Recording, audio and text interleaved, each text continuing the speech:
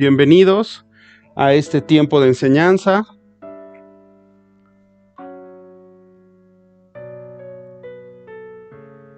El Señor ha puesto su corazón y nos ha dado el nombre de Adulam a este grupo y al ministerio que tenemos de enseñanza.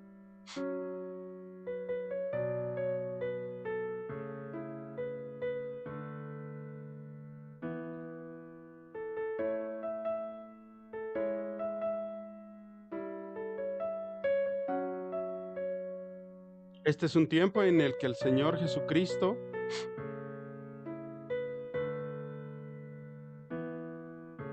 por medio de su palabra nos brinda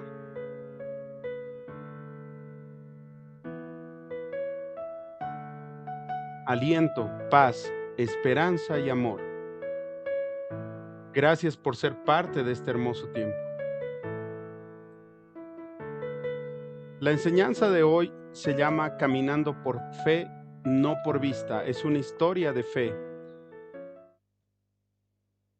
Nuestra cita base se encuentra en Primera de Reyes 17, del 1 al 24, que vamos a ir leyendo. Entonces Elías Tisbita, que era de los moradores de Galad, dijo a Acab: Vive Jehová, Dios de Israel, en cuya presencia estoy, que no habrá lluvia ni rocío en estos años, sino por mi palabra. Y vino a él palabra de Jehová diciendo: Apártate de aquí y vuelve al oriente, y escóndete en el arroyo de Querit, que está al frente del Jordán. Beberás del arroyo, y yo he mandado a los cuervos para que te den allí de comer. Y él fue e hizo conforme a la palabra de Jehová, pues se fue y vivió junto al arroyo de Querit, que está al frente del Jordán. Y los cuervos que le traían pan y carne por la mañana, y pan y carne por la tarde, y bebía del arroyo. Pasados algunos días se secó el arroyo, porque no había llovido sobre la tierra. Vino luego a él palabra de Jehová, diciendo: Levántate, vete a Sarepta de Sidón, y mora allí. He aquí yo he dado una orden, allí una mujer viuda que te sustente. Entonces él se levantó y se fue a Sarepta, y cuando llegó a la puerta de la ciudad, he aquí una mujer viuda que estaba allí recogiendo leña, y él la llamó y le dijo: Te ruego que me traigas un poco de agua en un vaso para que beba. Y yendo ella para traérsela, él la volvió a llamar y le dijo: Te ruego que me traigas también un bocado de pan en tu mano. Y ella respondió: Vive Jehová tu Dios, que no tengo pan cocido, solamente un puñado de harina tengo en la tinaja, y un poco de aceite en una vasija. Y ahora recogía 2 leños para entrar y prepararlo para mí y para mi hijo, para que los comamos y no nos dejemos morir. Elías le dijo: No tengas temor. Ve, haz como has dicho, pero hazme a mí primero de ello una pequeña torta cocida debajo de la ceniza, y tráemela, y después harás para ti y para tu hijo. Porque Jehová Dios de Israel ha dicho así: La harina de la tinaja no escaseará, ni el aceite de la vasija disminuirá, hasta el día en que Jehová haga llover sobre la faz de la tierra. Entonces ella fue e hizo como le dijo Elías, y comió él y ella y su casa muchos días. Y la harina de la tinaja no escaseó, ni el aceite de la vasija menguó, conforme a la palabra que Jehová había dicho por Elías. Después de estas cosas aconteció que cayó enfermo el hijo del ama de casa, y la enfermedad fue tan grave que no quedó en él aliento. Y ella le dijo a Elías: ¿Qué tengo yo contigo, varón de Dios? ¿Has venido a mí para traer a memoria mis iniquidades y para hacer morir a mi hijo? Él le dijo: Dame acá tu hijo. Entonces él lo tomó en su regazo y lo llevó al aposento donde él estaba y lo puso sobre su cama. Y clamando a Jehová dijo: Jehová Dios mío, aún a la viuda en cuya casa estoy hospedado has afligido, haciéndole morir a su hijo. Y se tendió sobre el niño 3 veces y clamó a Jehová y dijo: Jehová Dios mío, te ruego que hagas volver el alma de este niño a él. Y Jehová oyó la voz de Elías, y el alma del niño volvió a él y revivió. Tomando luego Elías al niño, lo trajo del aposento a la casa y le dijo a su madre, y lo dio a su madre y le dijo: Elías, mira, tu hijo vive. Entonces la mujer dijo a Elías: Ahora conozco que tú eres varón de Dios y que la palabra de Jehová es verdad en tu boca. Queridos hermanos, aquí tenemos una historia bastante linda. La historia que vamos a tomar en cuenta hoy es una historia repleta de enseñanzas respecto a la fe.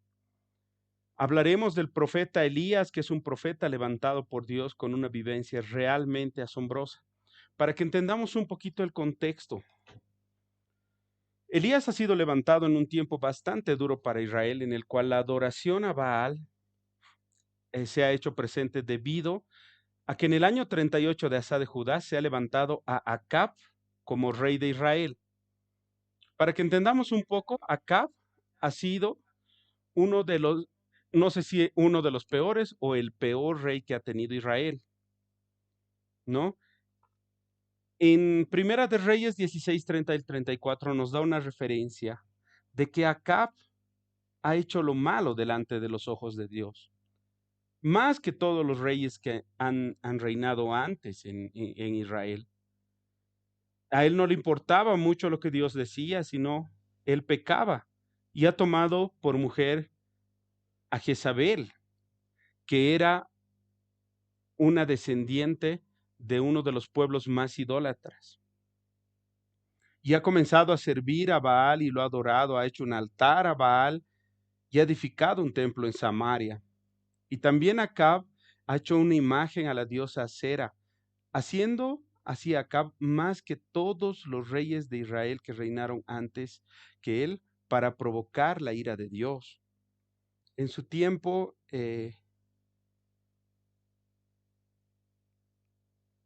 bueno, todo esto ha transcurrido con mucha matanza en realidad entre de padres a hijos, ¿no? Y nos muestra claramente que a Acab no le ha importado Dios, y esto lo podemos ver solamente en 4 referencias. La primera, que Acab ha hecho lo malo delante de los ojos de Jehová. La segunda, que no le importaba andar en los pecados de Jeroboam, y Jeroboam ha sido eh, el que ha iniciado la adoración a otros dioses, construyendo becerros de oro al ser rey.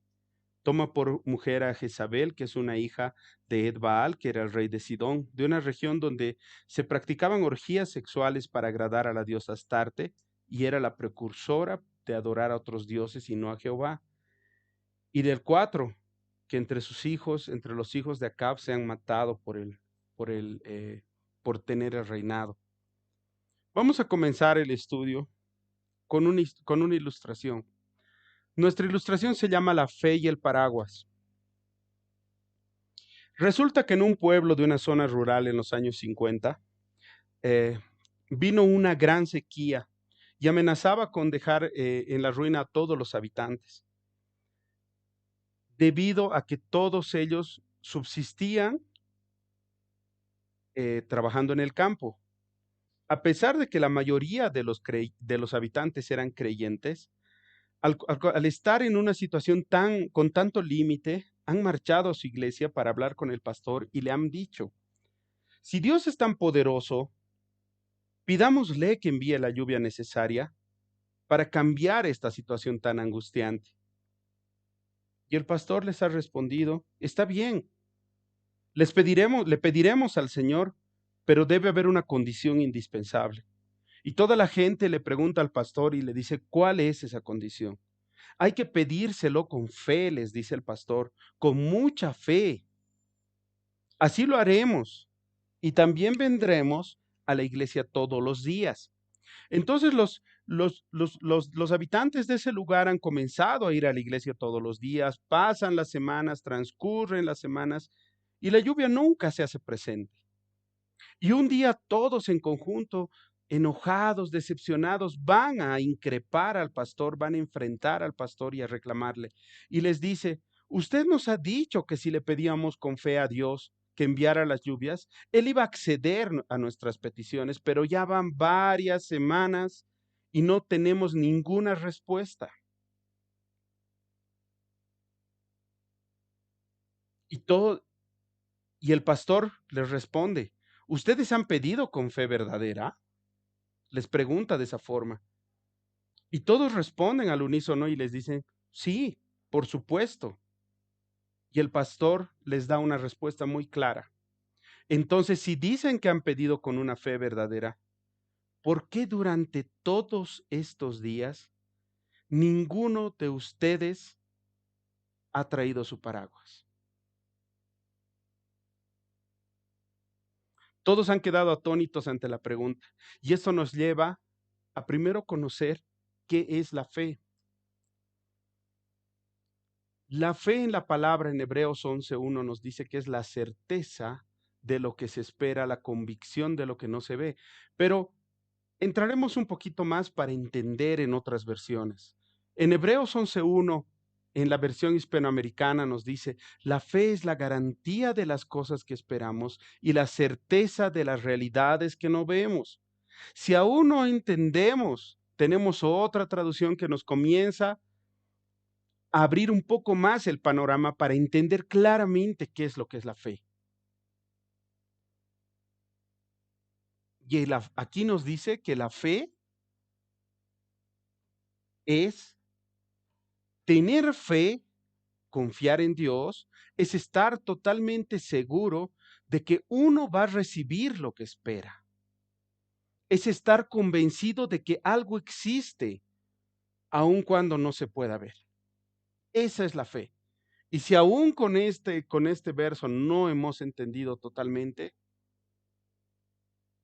lo que yo les puedo decir es que la fe viene del hebreo emuná.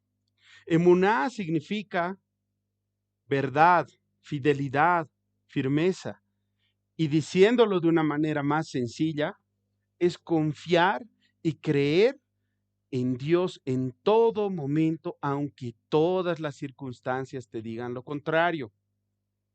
Comencemos a desglosar nuestra historia. En el versículo 1 nos dice Elías el Tisbita. Aparece un hombre llamado Elías, cuyo nombre significa mi Dios es Jehová. Lleva este nombre debido también a la forma en cómo él va a llevar su vida y en la forma en cómo Dios le ha dado el propósito de su vida. El Señor es Dios y no hay otro. Llega de un lugar llamado Tisbe, que solamente se mencionan 6 veces en la Biblia, y en el único lugar en el que se menciona es en la historia de Elías. Muchos traductores, muchos estudiosos dicen que este lugar era un lugar de aislamiento, donde habían personas que no tenían mucha educación, que no tenían muchos modales, que no eran refinadas. Pero este personaje aparece en un momento crucial para Israel, ya que la creencia en Dios estaba a punto de desaparecer de su pueblo. Continuamos en el verso 1 y dice, y dijo a Acab, vive Jehová, Dios de Israel, en cuya presencia estoy, que no habrá lluvia ni rocío en estos años, sino por mi palabra. El rey Acab y su esposa Jezabel, como ven en la imagen, adoraban a Baal. Baal era el dios cananeo que controlaba el clima, el dios de la tormenta y el dios de la lluvia. Y el profeta Elías, por orden de Jehová, sin respetar ningún protocolo, sin presentarse formalmente, sin reconocer ningún tipo de autoridad en el rey, le dice, no habrá rocío ni lluvia, cuestionando de esta manera el poder de Dios, del Dios que adoraba a Acab y su esposa Jezabel y muchas personas del pueblo de Israel. Elías le ha dicho, parafraseando, de esta manera: ustedes creen en un Dios que controla el clima. Con Baal o sin Baal, ustedes no van a tener lluvia. Y sin lluvia no tendrán cosecha. Y sin cosecha no tendrán alimento. Por tanto, morirá su ganado y las personas que adoran a ese Dios. Será la muerte para todos por haber adorado a dioses ajenos. A este mensajero de Dios, sin importarle nada, ni aun su propia vida, se para frente a los representantes del enemigo, listo para enfrentarse a lo que sea y a cumplir lo que Dios les ha dicho. Aquí tenemos tres enseñanzas. Aquí tenemos tres enseñanzas que podemos sacar hasta ahora. Tres cosas que podemos aprender de Elías. La primera enseñanza es, Dios busca personas especiales en tiempos de dificultad. Dios no ha buscado un hombre conocido, no ha buscado un hombre respetable, un hombre honorable ante la gente. Ha buscado un hombre humilde que lo amaba con todo su corazón, que era de un lugar que nadie conocía. Alguien duro, alguien rudo, alguien que tuvo el valor de decir, esto están haciendo mal. Alguien que vio a un idólatra, que no le importaba el verdadero Dios y decirle, Dios es Dios.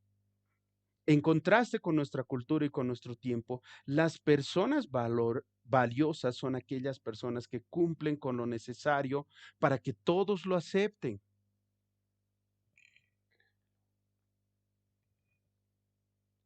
Deben respetar las costumbres y las tradiciones, mientras las personas que deben respetar las costumbres y las tradiciones, mientras que la palabra indica claramente, tengan cuidado, no se dejen llevar por quienes los quieren engañar con teorías y argumentos falsos, pues ellos no se apoyan en Cristo, sino en las tradiciones de los hombres y en los poderes que dominan en este mundo.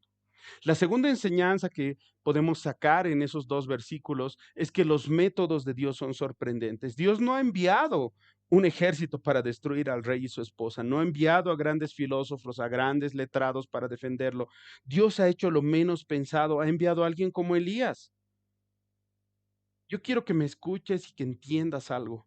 Si sientes que no eres lo suficientemente valioso para alguien, debo decirte que para Dios eres lo más valioso que hay. Tal vez piensas que eres uno más del montón, o tal vez algún familiar o persona te ha hecho creer con sus palabras o en sus acciones esto. Pero para Dios eres su hijo amado y eres lo más valioso. Tal como nos dice Primera de Samuel 16:7. Pero el Señor le dijo a Samuel, no juzgues por su apariencia o por su estatura, porque yo lo he rechazado. El Señor no ve las cosas de la manera en que tú las ves. La gente juzga por las apariencias, pero el Señor mira el corazón.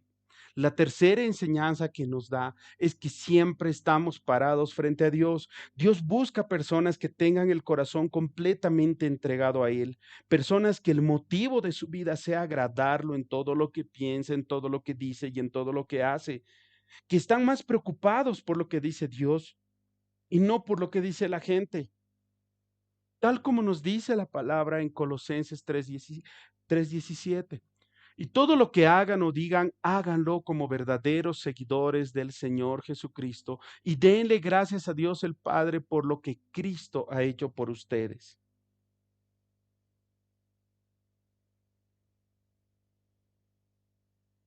¿Qué es lo que quiere Dios?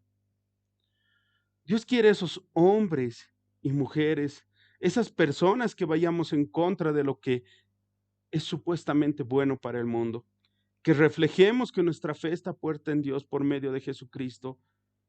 Y aunque hay algunas fuerzas del enemigo en este tiempo que quieran romper los diseños de Dios y lo que Dios ha dicho mediante su palabra, que no cedamos, que vayamos al frente porque nuestro estandarte es Jehová de los ejércitos, el Rey de reyes y el Señor de los señores.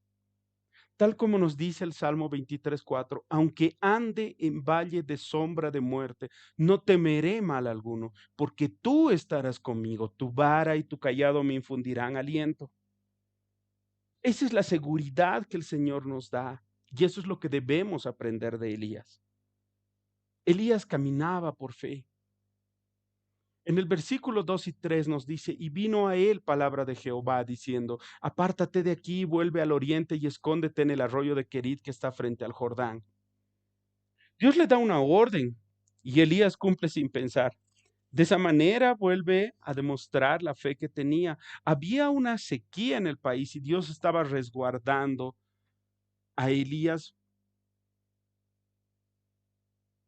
al haber afrontado a Acab y a su esposa Jezabel y lo manda al arroyo de Kerit.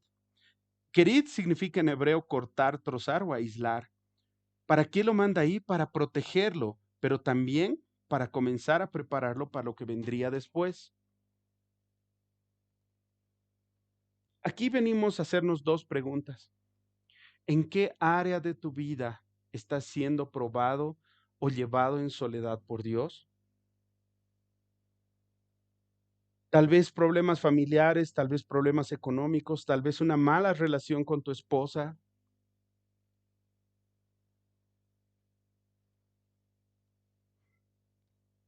tal vez el carácter, los recuerdos pasados que dan vuelta por tu cabeza. Y la segunda pregunta que quiero hacerles es,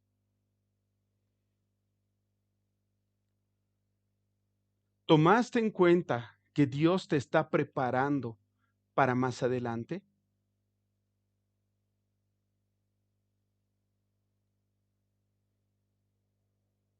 Te aseguro que sí, porque su palabra nos dice en Jeremías 29:11, mis planes para ustedes solamente yo los sé, y no son para su mal, sino para su bien. Voy a darles un futuro lleno de bienestar. En este momento Elías solamente era un vocero de Dios, pero Dios estaba formando al hombre que necesitaba, lo estaba capacitando para ser un hombre de Dios. En el versículo 4, Dios le dice, beberás del arroyo y yo he mandado a los cuervos que te den allí de comer. No sé si se dieron cuenta de algo en esta parte, es bastante interesante y es algo increíble. Es como si Elías saliera del palacio con una mochila y se encontrara con alguien y esa persona le dijera, hola Elías, ¿a dónde vas? Voy por los cerros. En los cerros, ¿y dónde te vas a quedar? Me voy a quedar en un lugar que se llama Querid, donde hay un arroyo. Querid, ¿dónde queda eso? No estoy seguro. Dios me lo dirá. Creo que cerca al Jordán en algún lugar. ¿Y qué vas a hacer allí? Primero creo que tomaré agua del arroyo. ¿El arroyo? ¿Y qué vas a comer? Dijo Dios que unos cuervos me traerán alimento. Ya quisiera ver la cara del amigo pensando que Elías ha entrado en locura. Dios provee para nuestro bienestar, para el bienestar físico de Elías, pero también provee para su bienestar espiritual. Dios sabía perfectamente todo lo que necesitaba. La soledad y el silencio eran necesarios para que Dios trate su corazón. Parafraseando, lo que Dios le ha dicho a Elías es lo siguiente: no necesito que nadie te vea. Quiero que vayas a la montaña para estar a solas conmigo, un lugar donde vas a escuchar mi voz claramente, donde pasaremos tiempo juntos. Elías, eso es lo que necesitas. Necesito capacitarte y prepararte para lo que venga.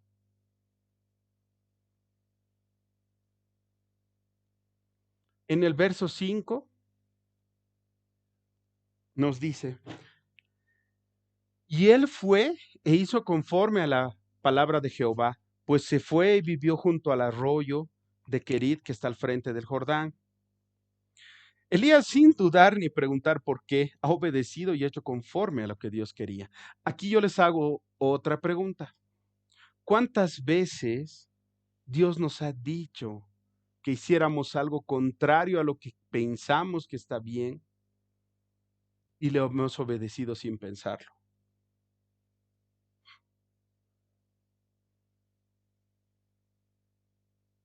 Es muy fácil.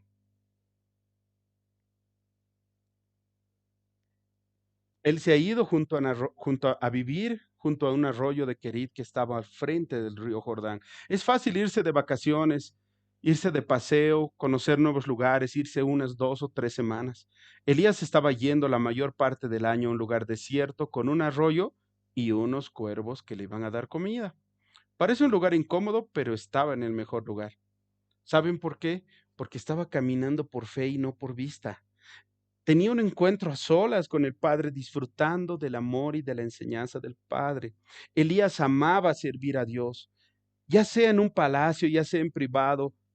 Cuando era notorio, cuando estaba en silencio, disfrutaba perderse en medio de unos cerros junto a un arroyo donde Dios supliría todo lo que él necesitaba. Ya nos hemos quedado en el verso 6, hermanos. Ya en el verso 6 dice, y los cuervos le traían pan y carne por la mañana y pan y carne por la tarde. Eh, Realmente era inolvidable lo que estaba viviendo Elías, ¿no? Los cuervos eran los designados por Dios para llevarle comida, unos animales carroñeros al servicio del Señor, demostrando nuevamente que el Creador está gobernando sobre su creación. Animales carroñeros llevando carne. Estos animales eran considerados impuros en esa época, pero Dios quería que Elías sacara de su cabeza lo que para él era impuro o puro. Caso contrario, él moriría de hambre y cuando tenía sed, tenía el arroyo para tomar agua. Debemos tomar en cuenta que los cuervos podían alimentar a Elías donde Dios quisiera que lo hagan, pero Dios les ordena que sea específicamente en Kerit. Debió ser un poco duro para Elías todo esto, pero ha aprendido a confiar en la provisión de Dios como nunca antes y estaba formando su carácter. Sabía que Dios estaba formando su carácter. Aquí hay una pregunta, ¿realmente confiamos en que Dios provee todo lo que necesitamos o seguimos dudando de Dios como nuestro Padre proveedor? En el versículo 7 dice que pasados algunos días se ha secado el arroyo porque no había llovido sobre la tierra. Elías ha visto cómo el flujo de agua del arroyo ha ido disminuyendo hasta que se ha secado. La fuente de agua y la fuente que él tenía se fue. Aquí hay una enseñanza muy bonita. Hay muchos arroyos que se secan en nuestras vidas. Tenemos el arroyo de la popularidad, que cuando se nos acaba el dinero o el poder, o se les acaba el dinero y el poder a las personas, pues su arroyo se seca. El arroyo de la salud, que a medida que envejecemos o cuando no nos hemos cuidado lo suficiente, o simplemente porque la enfermedad es un método que tiene Dios para protegernos de algo o enseñarnos. Y el arroyo del dinero, que cuando hacemos un mal uso vamos generando dependencia nuestra en el dinero. ¿Sabes por qué estos arroyos se secan? ¿Sabes por qué? Porque Dios necesita enseñarnos a confiar plenamente en Él. Necesita que solamente necesitemos de Él, perdón la redundancia.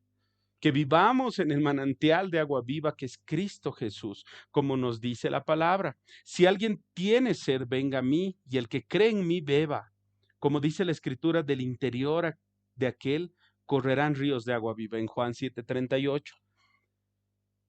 En el verso 7 también nos ha dicho que no había llovido sobre la tierra. Elías ha mantenido el propósito de Dios antes que su comodidad. Dios le ha dicho que informara que no iba a llover durante 3 años y medio. Y en este verso se confirma que ha sido así. Pero Elías no ha protestado o le ha buscado el lado malo, más bien se ha sentido feliz porque sabía que Dios estaba en control de todo. Versículo 8 y 9. Vino luego a él palabra de Jehová diciendo: Levántate, vete a Sarepta de Sidón y mora allí. He aquí yo he dado orden allí a una mujer viuda que te sustente. Dios vuelve a guiar a Elías y Elías vuelve a caminar en fe. Esta vez se va a Sarepta. Ya lo había llevado a Kerit, que era su campo de entrenamiento, y ahora lo llevaba a Sarepta. Era un cambio muy raro y desafiante por una circunstancia particular. Como información adicional, ahí tenemos a Jezabel. Hace un momento hablábamos de la esposa del rey Acab, que se llama Jezabel. Jezabel era hija de Etbaal, que era el rey de los Sidonios, y era una sacerdotisa de Astarte antes de casarse con Acab, rey de Israel. Tenía un carácter enérgico y manipulador, hacía lo que quería de su marido. Era una adoradora de Baal, por lo que su esposo ha tenido que construir para ella en Samaria un templo y un altar consagrados a este Dios, y una estatua para Astarte Fenicia, que era una de sus, uno de los ídolos de Jezabel.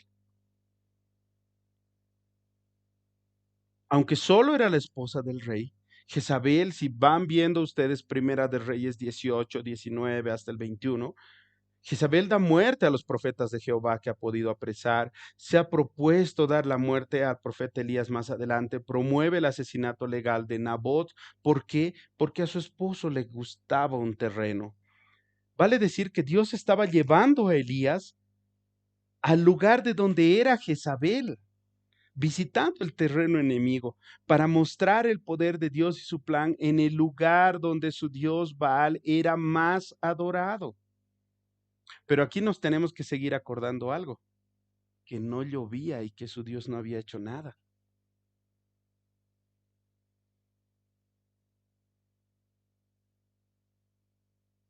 En el verso 9 nos dice: Y he aquí yo he dado la orden allí a una mujer viuda que lo sustente. Debido a la cultura, las mujeres viudas eran reconocidas por su pobreza. Elías iba a ir a un lugar gentil, que era fuera de Israel, y con gente que no creía en Jehová. Tal vez al mandarlo donde ella para recibir provisión, era mejor eh, que se quede en el arroyo, pero tal arroyo ya no existía y el proceso de Elías tenía que ser, eh, tenía que seguir adelante. Jesús, cuando ha sido rechazado por su pueblo, ha citado esta parte. Y dice en Lucas 4, 24 al 26, y añadió, de cierto os digo que ningún profeta es acepto en su propia tierra. Y en verdad les digo que muchas viudas había en Israel en los días de Elías, cuando el cielo fue cerrado por 3 años y 6 meses, y hubo una gran hambre en toda la tierra, pero a ninguna de ellas fue enviado Elías, sino a una mujer viuda en Sarepta de Sidón. Jesús nos está confirmando esta historia. En el versículo 10 vemos y dice, entonces él se levantó y fue a Sarepta. Y cuando llegó a la puerta de la ciudad, había una mujer viuda que estaba recogiendo leña. Y él la llama y le dice, te ruego que me traigas un poco de agua en un vaso para que beba. Esta mujer estaba en el campo recogiendo leña, juntando pedazos de madera para hacer fuego.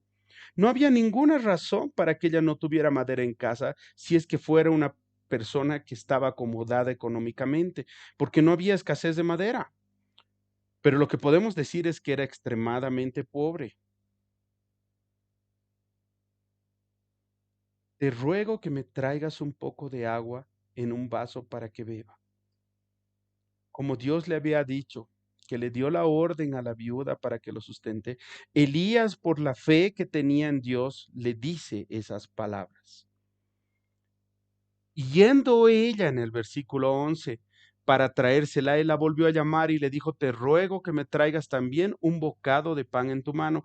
En ese momento era prácticamente imposible pensar que una viuda en extrema pobreza le pueda dar algo de agua y comida, porque seguramente ella solamente tenía eso para ella y para su hijo. Nuevamente podemos ver la fe en acción. Elías no veía de ninguna forma que esa mujer podría darle algo, pero Dios le había garantizado que así sería. Y él confiaba plenamente en Dios. Cuando hemos hablado del concepto de fe hace rato, ¿no? Es creer en algo que no ves. Elías aquí no veía que ella pudiera darle, pero ha confiado en la palabra de Dios. Yo les hago una pregunta. ¿Qué cosas en tu vida te están impidiendo confiar plenamente en Dios? ¿Tu propio esfuerzo, tu orgullo, tu autosuficiencia, el dolor que alguna vez te han causado y no has podido superar, algún error que has cometido y sientes que Dios está lejos de ti? O tal vez simplemente te has acostumbrado a caminar por vista y no por fe. Dios quiere que confíes en Él como su Padre, no solo como un genio de la lámpara que está allí cuando necesitas algo y lo pides en desesperación, sino como esa persona que va a guiar tu vida, que te va a llevar a recibir lo que menos piensas de acuerdo a su soberana voluntad, porque Él sabe lo que es mejor para nosotros. En el verso 12 nos dice que la mujer le ha respondido, vive Jehová tu Dios que no tengo pan cocido, solamente un puñado de harina tengo en la tinaja y un poco de aceite en una vasija. Y ahora recogía 2 leños para entrar y prepararlo para mí y para mi hijo, para que lo comamos y nos dejemos morir. En esta respuesta nos muestra que ella respetaba a Dios a pesar de encontrarse en ese lugar donde se adoraba al Dios Baal. Reconocía que el Dios de Elías era el Dios de Israel y no el de ella. Por eso le dice, vive Jehová tu Dios, tu Dios. Le dice, no tengo pan cocido. Elías se dio cuenta de que ella estaba en extrema pobreza y desesperada de poder alimentar a su hijo. Encuentra a la mujer antes de preparar el último bocado de comida para ella y para su hijo y antes de resignarse a morir. Aquí tengo una historia bastante bonita para contarles. Este personaje que están viendo en pantalla es George Mueller. George Mueller ha sido un pastor y un misionero que ha nacido en Alemania y ha muerto en Inglaterra. Mueller es mejor conocido por su trabajo con los huérfanos. Él ha sido motivado por la situación de los huérfanos de Inglaterra en ese entonces. En 1834, él hizo alojamiento para 3,600 niños. Y con dolor por la incredulidad de muchos que profesaban ser creyentes, Müller construye 5 casas grandes de huérfanos y logra cuidar hasta 10,000, más de 10,000 huérfanos a lo largo de su vida. Cuando le preguntaron acerca de las casas de los huérfanos, Müller dijo: necesitaba hacer algo que pudiera ser visto incluso por el ojo natural. Yo, un hombre pobre, simplemente por la oración y fe, obtenía sin pedir a ningún individuo los recursos para establecer y llevar adelante una casa de huérfanos. ¿Con qué? Con la bendición de Dios podía fortalecer, podía ser un medio para fortalecer la fe de los hijos de Dios, además de ser un testimonio a la conciencia de los que no creían en Dios, de la realidad de las cosas de Dios.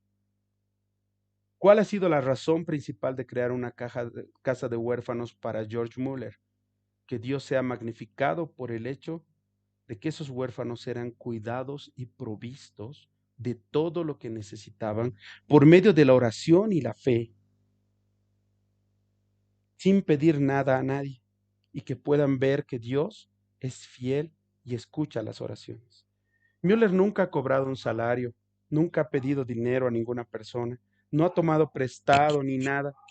Él le oraba a Dios y confiaba en que Dios moviera el corazón de las personas para suplir las necesidades que él tenía y los huérfanos también tenían.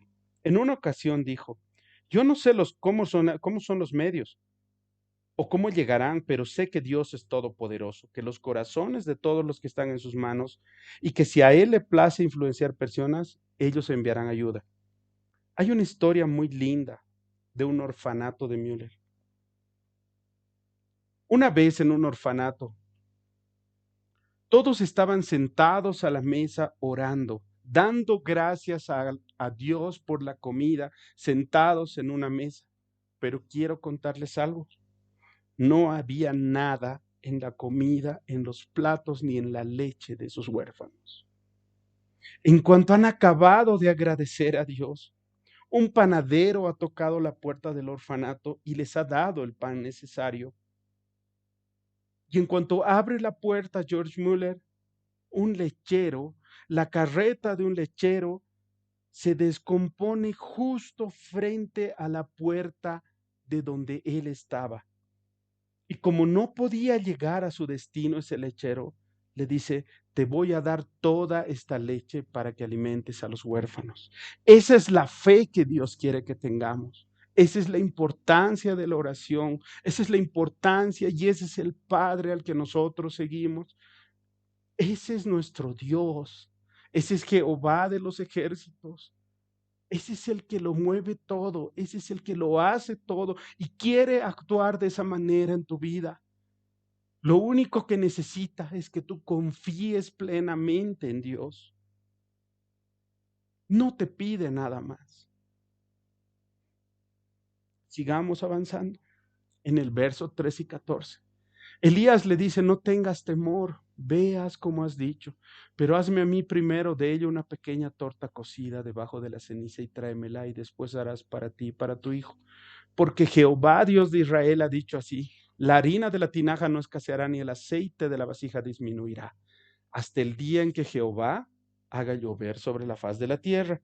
Esta es la primera palabra de Dios a través de Elías para la viuda en medio de su crisis. La situación que estaba pasando la viuda le hacía sentir temor. Por eso le dicen en el versículo 13: no tengas temor. Pero Dios quería que lo haga a un lado y que ponga su confianza en él. ¿Qué circunstancias te están haciendo temer en este momento en tu vida? Tal vez estás pasando un momento de incertidumbre en cuanto a qué decisión tomar. Tal vez uno de tus hijos está pasando un mal momento. Tal vez te está costando llevar adelante tu matrimonio. Tu salud está deteriorada y piensas que tu vida se está acabando. Tal vez has hecho planes para tu vida, pero no se llevan a cabo. Y eso lo único que ha hecho ha sido provocar un temor en tu vida disfrazado de modestia. Dios te está diciendo como la viuda de Sarepta, no tengas temor, deposita tu confianza en mí, camina como Elías confiando plenamente en mi palabra, porque yo envié a mi hijo a morir en una cruz por ti para que por medio de la fe en Jesucristo creas en mí que soy su padre. Que así como no he dejado a la viuda de Sarepta en medio de su crisis, a la viuda de Sarepta en medio de su crisis, tampoco te voy a dejar a ti. ¿Sabes por qué Dios no te va a dejar? Porque te ama. Elías era muy audaz en la forma de pedir las cosas. Por eso le dice, dame una torta primero a mí, para ver si ella estaba dejando su temor de lado. Dios le había dicho a Elías que ella le daría una provisión sin límite, que Dios le daría una provisión sin límite de comida para la viuda, para su hijo y para él. Elías estaba pidiéndole a la viuda que deposite su confianza en la promesa de Dios. Aquí tenemos una enseñanza. De esta misma forma, Dios te está pidiendo que tengas fe en Él, que Él proveerá todo lo necesario para que ya no tengas miedo de lo que venga. Versículos 15 y 16. Entonces ella fue e hizo como le dijo Elías, y comió él, ella y su casa. Muchos días, no solo un día. Y la harina de la tinaja no ha escaseado, ni el aceite de la vasija ha menguado, conforme a la palabra que Jehová había dicho por Elías. La viuda ha respondido a la promesa de Dios, sin pensar en el riesgo que eso llevaría, solamente depositando su confianza y de manera voluntaria. Y Dios ha cumplido su promesa. Ha usado a la viuda como un canal de provisión para Elías, pero a su vez ha suplido todas las necesidades de la viuda. Después de estas cosas, versos 17 y 18, aconteció que cayó enfermo el hijo de la viuda, y la enfermedad fue tan grave que no quedó en el aliento. Y ella le dijo a Elías, ¿qué tengo yo contigo, varón de Dios? ¿Has venido a mí para traer a memoria mis iniquidades y para hacer morir a mi hijo? Habían días muy felices en la casa de la viuda de Sarepta. Tenía todo lo que necesitaba gracias al milagro continuo de Dios, pero aparece una sombra oscura, la enfermedad y la muerte de su hijo. Esa muerte era no solamente un golpe duro para ella, sino un doble golpe duro. ¿Por qué? Porque no solo estaba sufriendo porque su hijo había muerto, sino también estaba perdiendo la única esperanza que tenía para el futuro. ¿Eso qué quiere decir? Que aún estaba caminando por vista, porque tenía aún puestas sus esperanzas en lo visible, en que su hijo iba a crecer y que él iba a proveer para ella cuando ella se haga más mayor, y que esa su esperanza se había roto. Le hace la pregunta, ¿has venido a traer en memoria mis iniquidades y hacer morir a mi hijo? La viuda indirectamente le ha echado la culpa de la muerte de su hijo al profeta Elías. Se ha echado la culpa a sí misma y de su iniquidad sin mencionarla. Aún se sentía culpable de algo que había hecho. Aquí hagamos un paréntesis. ¿Qué es una iniquidad? Una iniquidad es una ofensa contra Dios. ¿En qué está la esencia de la iniquidad? En desconocer y en rechazar lo que Dios te manda. Muchas veces estas ofensas se van transmitiendo de generación a generación. ¿Y saben cuál es el fruto de la iniquidad? Es el pecado. Versículos 19 y 20. Él le dijo, dame acá a tu hijo. Entonces él lo tomó en su regazo y lo llevó al aposento donde él estaba y lo ha puesto sobre su cama. Y clamando a Jehová le ha dicho, Jehová Dios mío, aún a la viuda en cuya casa estoy hospedado has afligido, haciéndole morir a su hijo. ¿Esto qué nos da a entender? Que se ha aferrado fuertemente a su hijo, algo que es completamente normal. Es una reacción que se repite siempre que perdemos un ser querido. La tristeza del apego físico y la reacción a esa pérdida. Un aposento alto, ¿qué era? Era un lugar, era un cuarto en el techo accesible desde afuera de la casa. Esta era una estructura común en las casas del cercano oriente y de Israel y de sus alrededores. ¿Por qué? Porque se han realizado estas estructuras para que en caso de como este de que hay viudas, se cuide la privacidad de la viuda y para resguardar la reputación de la viuda. Elías ha llevado a la intimidad con Dios la situación, le ha orado, le ha clamado, implorando a Dios que actuara sobre esta situación que no tenía ningún remedio aparentemente y que tampoco tenía explicación.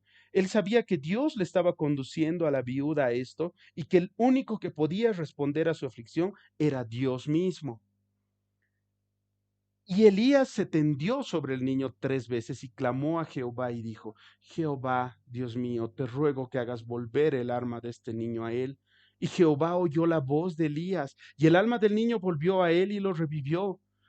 Tomando luego Elías al niño, lo trajo del aposento de la casa a la parte baja y lo da a su madre y le dice Elías: mira, tu hijo vive. Entonces la mujer dice a Elías: ahora conozco que tú eres varón de Dios y que la palabra de Jehová es verdad en tu boca. Cuando nos habla esta parte de tenderse sobre el niño 3 veces, estamos hablando de una técnica de oración muy inusual y también algo prohibida. ¿Por qué? Porque era considerado algo impuro y algo contaminante el estar cerca de un muerto. Debemos tomar en cuenta que hasta ese momento en la historia bíblica nunca ha habido una resurrección. Dios no ha visto su acción, ha visto el caminar en fe que ha tenido Elías. Elías hace una oración maravillosa llena de poderosos argumentos.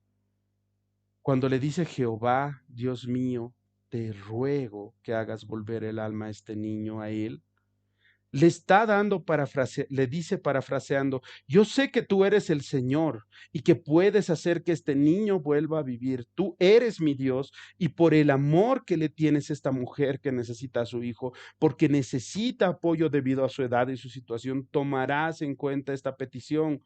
Ella me ha dado un trato amable. No permitas que le pase lo peor, porque ella trató bien a tu hijo, a tu profeta. Así no dejarás que los hombres malvados la reprochen o la juzguen. Sé que harás este milagro. Sé que podrás obrar en medio de lo imposible para glorificarte. De esta forma, Elías deja todo en manos de Dios. Dios tiene la decisión de acuerdo a su soberana y perfecta voluntad. Enseñanza. Tal vez en este momento algunos de nosotros, si no somos todos, estamos en el proceso de poner nuestras vidas en las manos de Dios. Las circunstancias se pueden ver fuera de control, podemos pensar que están muy mal, pero este es el momento de llevar todo eso a los pies de Cristo y postrados ante Él, clamar al igual que Elías y pedirle a Dios que se haga cargo de nuestra vida siendo su hijo o su hija, confiando en que Él va a hacer las cosas buenas y que todo va a salir bien. Resumiendo esa parte, ¿qué le ha dicho Elías? No quiero que hagas lo increíble, sino lo imposible. ¿Y qué nos dice? Y Jehová oyó la voz de Elías, y el alma del niño volvió a él y revivió. Dios escucha el clamor del profeta y ve el dolor de la viuda.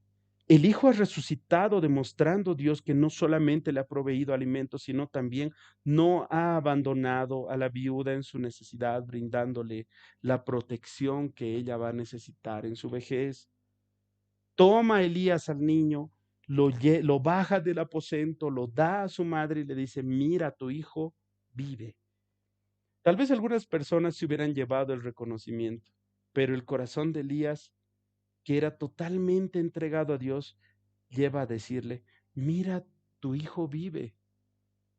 Le dice: mira lo que Dios ha hecho. Entonces la mujer le responde a Elías: ahora conozco que tú eres varón de Dios y que la palabra de Jehová es verdad en tu boca. La mujer no ha visto a Elías, ha visto a Dios. y le ha dicho: Elías, yo te he escuchado hablar del Dios del cielo. Te he oído hablar de muchas formas de él. Ahora que veo que ese Dios que te ha enviado a que vengas a darme aliento y ánimo, ahora veo a ese Dios que provee para mi vida no solo alimento cuando ya no tenía, sino también ha revivido a mi hijo, a la única persona que tenía a mi lado. Estoy segura que Jehová es real, que existe y que siempre estará a mi lado. Hermanos, esta historia es también nuestra historia. Muchas veces Dios nos pone en circunstancias incómodas que a nuestros ojos no son favorables, pero debemos tener la plena seguridad de que si respondemos en obediencia y descansamos en los brazos del Señor y esperamos que Él nos capacite para lo que vaya a venir, las cosas van a ser favorables y van a ser de bienestar en nuestras vidas. Jesucristo está esperando que le entregues tu vida, pero no solo una parte de tu vida, sino tu vida entera. Que le digas que lo necesitas y que aunque no veas nada ahora, que estés seguro o segura de que no hay nada mejor que estar a su lado, que Él es el artífice de nuestras vidas y que al ser nuestro creador, solo Él sabe cuál es la mejor forma de sostenernos. Dios está esperando que creas y confíes en que Él ha mandado a su Hijo Jesucristo a morir en la cruz por el perdón de tus pecados, para que volvamos a ser uno con Dios, con nuestro Padre. Que creas en eso, que deposites tu fe en Cristo y que comencemos a caminar por fe y no por vista. Esta es una de las historias más apasionantes que podemos ver. Es solamente una parte de la vida del profeta Elías. Hay partes muy hermosas del profeta Elías. Hay situaciones realmente memorables. Hay cosas que él más adelante ha ido viendo.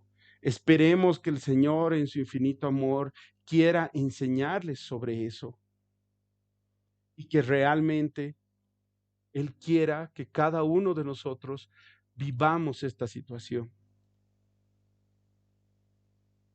Agradezco a Dios por la vida de cada una de las personas que están constantemente en este estudio. Estamos orando por ustedes, estamos pidiéndole a Dios que ustedes tengan un encuentro real y que Dios se muestre en cada situación en sus vidas, hermanos. Gracias por sacarse un tiempo, gracias por aprender más de la palabra. Estoy seguro que el Señor mediante esto nos va a enseñar a caminar como caminó Elías. Dios dice y Él hace. Aprendamos eso de Elías, hermanos. Aprendamos que de esta lección que Dios nos está dando en su palabra y realmente veamos la maravilla de vida que Dios tiene preparados para nosotros. Doy gracias al Señor por este tiempo y doy gracias a Dios por la vida de cada uno de ustedes, hermanos. Oraremos un ratito, por favor, y ya estamos terminando nuestro estudio.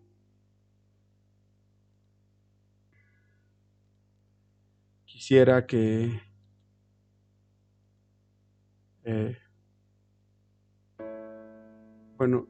yo oraré esta vez, sí, si me permiten. Todos agachen su cabecita, por favor, cierren sus ojos y le pediremos al Señor y le daremos gracias por este tiempo. Señor, gracias porque ha sido tu voluntad que cada uno de nosotros estemos en este lugar. Gracias, papito, porque tu palabra es una fuente inagotable de bendiciones, de sabiduría y riquezas. Señor, te queremos pedir en este tiempo por la vida de cada uno de los hermanos que están aquí, que este sea el inicio de una semana que sea para tu gloria, Señor. Te pido que trabajes en los corazones de cada uno de nuestros hermanos, en los pensamientos, Señor, que les des la certeza, Señor, de que podemos creer y confiar en ti ciegamente, Señor. Te agradecemos, Señor, por este grupo que has formado y te pedimos que sigamos adelante todos juntos, Señor. Y también te pedimos por las necesidades que tiene cada uno de mis hermanos.